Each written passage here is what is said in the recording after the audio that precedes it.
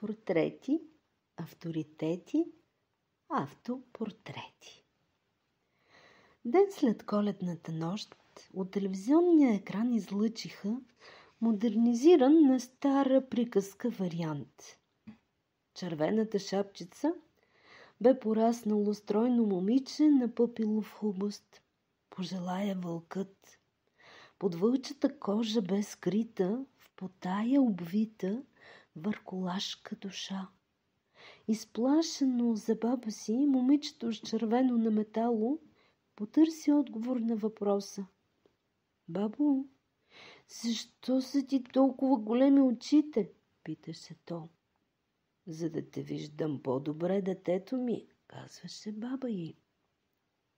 Бабо, защо са ти толкова големи ушите? Не спираше да любопитства порасналото дете. За да те чувам по-добре, дъще, търпеливо отговаряше възрастната жена. Бабо, защо са ти толкова големи зъбите? Продължаваше да пита червената шапчица с нарастващи от уплах очи.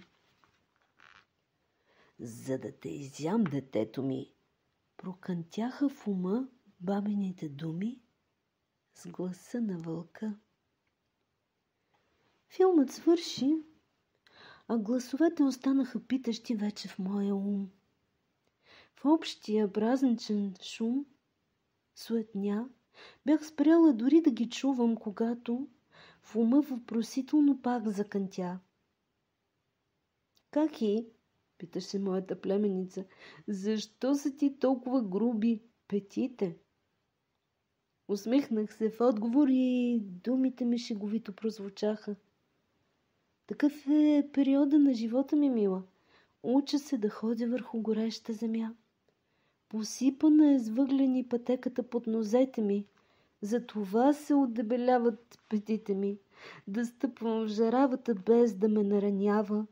Да правя крачки без въглените да ме изгарят. Уча се и все по-добре ми се получава. Полуката на нещата не всеки му се дава. Дълбочина и яснота на нещата не всеки му се отдава. Думите отлетяха. Смислите на звуците обаче в главата ми все още стояха. Почувствах се голяма, успешна, богата, обсипана в слава. В слава, не със слава.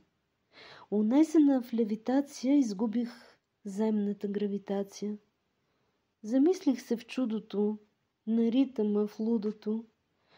По пътя, в живота, порастват очите, оголемяват се на някои ушите, на други загробяват петите, понякога даже душите. На нещата формите окрупняват, едни заблестяват, други избледняват. Мир и спокойствие се загнезди в мечтите ми. Помислих за себе си. Намерила себе си в съсредоточие, усъмнах сутринта в непорочие. Изкряща, кръгла луна укриляше съня ми в нощта. Красив бе и съня. Будувах, сънувах, дали не бленувах. Сънят ми бе различен, подреден, нелогичен, простичък, без да е прозаичен. Беше мой, личен, но не и безличен. Почувствах се като участник в експеримент, без да съм експерт.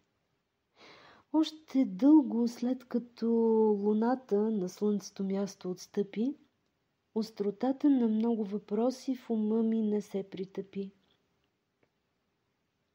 Художниците често рисуват лица, някои портрети, нечии авторитети или пък автопортрети. Замислих се, а защо не рисуват крака? Та нали, тъкмо нозете са тези, които стъпват по хладната или гореща земя. Те ни завеждат, за където сме тръгнали. В тях е умората. Взрял се в устрема, на тях разчита ума, укрилен в зората на утренната светлина. Вие как мислите?